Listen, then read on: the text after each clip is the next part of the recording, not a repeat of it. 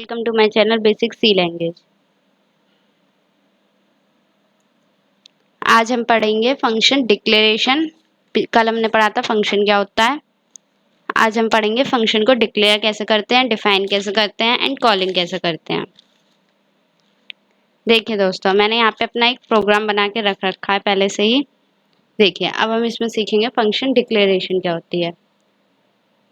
ये जो फंक्शन है वॉइड हाई, ये जो सबसे पहले है वॉइड हाई, ये होता है फंक्शन डिक्लेरेशन। और कर्ली ब्रेसेस के अंदर हम जो भी लिखते हैं, मतलब ये जो कर्ली ब्रेसेस है इसके अंदर हम जो भी लिखते हैं, यहाँ कर्ली ब्रेसेस के अंदर जो भी लिखेंगे वो होगा डिफाइन। हम हमेशा किसके अंदर, कर्ली ब्रेसेस के अंदर डिफाइन करेंगे। सबसे पहले हम डिक्लेयर कर दिया हमने, ये रहा डिक्लेरेशन पार्ट। फिर उसके बाद में कर्ली ब्रेसेस के अंदर जो भी होता है वो होता है डिफाइन पार्ट। और अब हम इसे कॉलिंग कैसे करेंगे, तो देखिए, और हाँ एक और बात, हमेशा वर्ड मेन से पहले ही हम फंक्शन को डिक्लेयर करते हैं। वर्ड मेन के बाद या फिर वर्ड मेन से नीचे नहीं कर सकते डिक्लेयर। डिक्लेयर हम हमेशा वर्ड मेन से पहले ही करेंगे और हेडर फाइल से के नीचे करेंगे। हेडर फाइल के नीचे करेंगे और वर्ड मेन के बाद करेंगे। सॉरी, वर्ड मेन से पहले करेंगे और हेडर फाइल के बाद करेंगे हम फंक्शन को डिक्लेयर। तो देखिए, ये फंक्शन हमारा डिक्लेयर हो गया है हाई डॉट नाम, हाई नाम का। इसमें हमने क्या प्रिंट कराया है, हेलो। तो अब हम वॉइड मेन के अंदर जब हम अपने फंक्शन को कॉल करेंगे तो क्या होगा, प्रिंट हेलो होगा, क्योंकि हमने हाई में क्या, हाई नाम का जो फंक्शन बनाया उसमें क्या प्रिंट कराया है, हेलो। तो देखिए, वॉइड मेन, उसके बाद CLSCR, फिर हमने हाई, दिख रहा है ये हाई, इसे हमने ये कॉल किया है। इस तरीके से हम कॉल करते हैं, वर्ड नहीं लगाते कॉल में, सिर्फ हाई लिखते हैं, मतलब सिर्फ प्रोटोटाइप। ये प्रोटोटाइप कहलाता है अकेला जो होता है हाई। और ये जो वर्ड हाई और ये पूरा जो होता है ये फंक्शन सिग्नेचर कहलाता है। और ये जो इतना होता है, ये पार्ट जो होता है ये होता है फंक्शन प्रोटोटाइप। ये जो फंक्शन प्रोटोटाइप होता है, जब हम फंक्शन को कॉल करते हैं तो सिर्फ ओनली प्रोटोटाइप लिखते हैं हम फंक्शन का। तो देखिए, अब हमारा फंक्शन रन हो जाएगा। रन कराते हैं, देखिए हेलो प्रिंट हो रहा है। अगर हम इसकी जगह गुड मॉर्निंग लिखते हैं,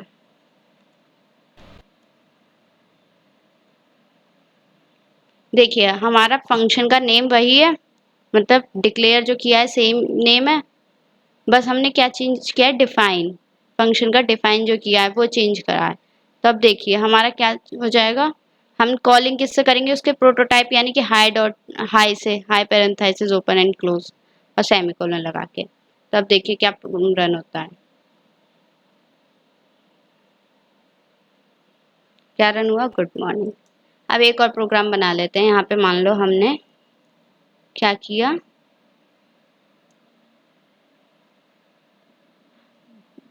बाय, वो बाय नाम का बना लेते हैं, वॉइड बाय, ठीक है। वेट,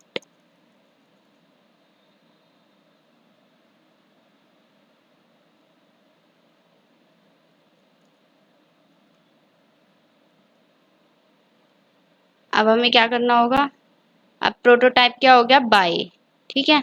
तो अब हमें CLSCR के बाद क्या लिखना होगा, यहाँ बाय।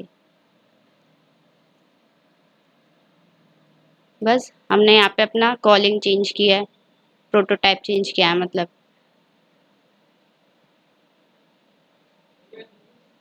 तो देखिए गुड मॉर्निंग हो गया, यानी कि वॉइड जो है, वॉइड बाय जो है ये क्या है, डिक्लेरेशन। अब कर्ली ब्रेसेस के अंदर जो भी पार्ट है वो क्या है, डेफिनेशन पार्ट। जितना मैंने हाईलाइट कर रखा है ये क्या है, डेफिनेशन पार्ट।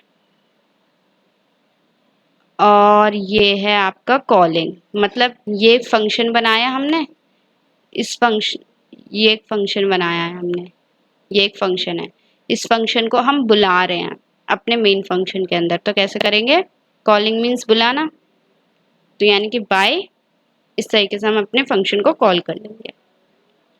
जो भी हमारे फंक्शन का नाम होगा उसे उस नाम से हम कॉल करेंगे उसे। बाय की जगह अगर हम कोई भी नाम दे देते हैं तो उसी नाम से उसे कॉल करेंगे। ठीक है, और अभी अभी फंक्शन में बहुत चीज़ें हैं, मैं बाद में बताऊंगी। फंक्शन डिक्लेरेशन समझ आया क्या है? ये पार्ट जो है फंक्शन डिक्लेरेशन, कर्ली ब्रेसेस के अंदर जो भी कुछ होता है वो होता है फंक्शन डिफाइन। और कॉलिंग क्या होता है? फंक्शन को बुलाना, मतलब जिस भी नाम से है उसे बुलाना। किससे? उसके प्रोटोटाइप से। यानी कि ये जो है इतना ये है प्रोटोटाइप इसका। और अगर हम पूरा ले लें तो ये पूरा जो होगा ये फंक्शन सिग्नेचर कहलाएगा। ओके, अब हम इसके प्रोटोटाइप पर देख लेते हैं कौन कौन से हैं। देखिए फंक्शन प्रोटोटाइप कौन से होते हैं? नो रिटर्न नो आर्ग्यूमेंट, मतलब अभी बताती हूँ।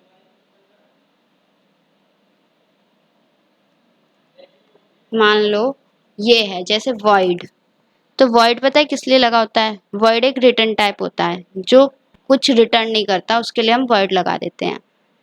और नो आर्ग्यूमेंट जो ये पैरेंथेसिस है इसके अंदर अगर कुछ नहीं लिखा है तो वो होगा नो आर्ग्यूमेंट। मतलब ये कैसा फंक्शन है? नो रिटर्न टाइप और नो आर्ग्यूमेंट, क्योंकि इसमें रिटर्न भी कुछ नहीं हो रहा है, void लगा है। void का मतलब होता है नो रिटर्न, कुछ रिटर्न नहीं होगा अगर void लगाए तो। और बाय इसमें पैरेंथेसिस में कुछ है नहीं, इसलिए ये नो आर्ग्यूमेंट हो गया। और एक आता है आपका नो रिटर्न टाइप और विद आर्ग्यूमेंट। तो मान लो नो रिटर्न टाइप के लिए तो void ही रहेगा, क्योंकि void किस लिए लगता है? कोई रिटर्न टाइप नहीं के लिए, कि कोई रिटर्न टाइप नहीं है, void लगा देते हैं इससे।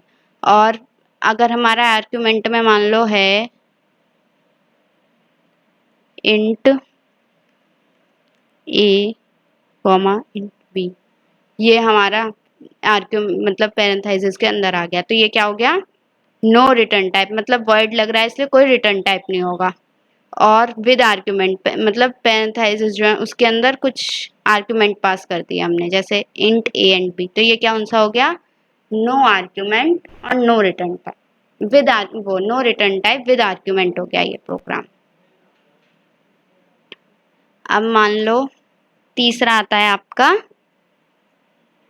सॉरी, तीसरा आता है आपका with return type no argument, मतलब यहाँ पे रिटर्न टाइप वर्ड की जगह इंट हो जाए,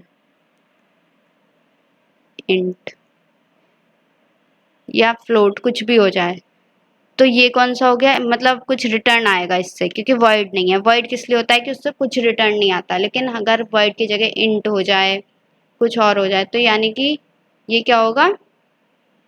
अब इसमें से रिटर्न आएगा, लेकिन नो आर्ग्यूमेंट है, क्योंकि इसमें आर्ग्यूमेंट पास नहीं हो रहे, पैरेंथेसिस के अंदर कुछ भी पास नहीं हो रहा ना, तो ये क्या हो गया? With argument no, with return type no argument. कौन सा हो गया ये? With return type no argument, मतलब रिटर्न टाइप तो है ये, इससे कुछ रिटर्न तो हो जाएगा, लेकिन आर्ग्यूमेंट कुछ भी नहीं पास करा रखा पैरेंथेसिस के अंदर, तो ये हो गया with return type no argument. और अगर हमारा एक आता है विद आर्ग्यूमेंट और विद रिटर्न टाइप, ये क्या होते हैं? जैसे इंट है तो विद रिटर्न टाइप हो गया, और आर्ग्यूमेंट मतलब इसके अंदर हम कुछ आर्ग्यूमेंट देते हैं, जैसे इंट ए कॉमा सी, ये एक हमने वो दे दिया, क्या? ये हो गया with argument with return type, क्योंकि इसमें इंट लग रहा है यानी कि कुछ रिटर्न भी आएगा, और आर्ग्यूमेंट भी पास हो रहे हैं पैरेंथेसिस के अंदर, तो मतलब ये with return type with argument हो गया।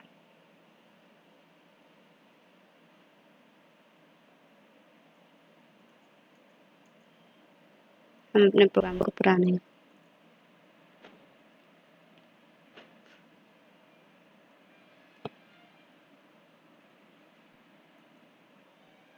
तो हमने क्या पढ़ा? सबसे पहले no return type no argument, मतलब जिसका कोई रिटर्न टाइप ना हो, यानी कि वर्ड जिसके आगे लगा हो या फिर कुछ भी ना लगा हो।